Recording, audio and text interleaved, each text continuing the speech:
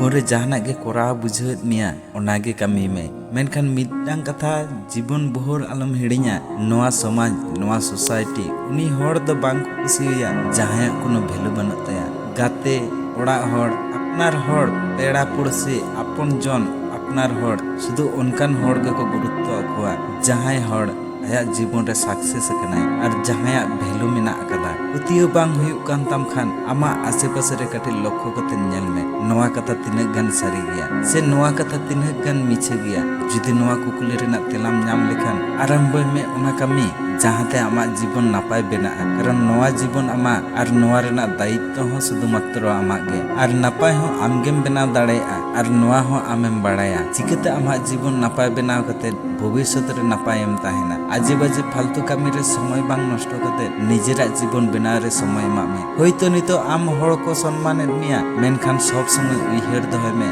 आमा प्रयोजन चाबालेन खान गे जतो हड़ को हिरकामा ओनाते लाहाते निजेरा जीवन बेनाव रे सक्सेस नाम लगे मेहनत सला कामी में और सफल लेन खानम जतो हड़ आमको पांजा बड़ा मिया डिसीजन आमा आम चेत एम बेनाआ।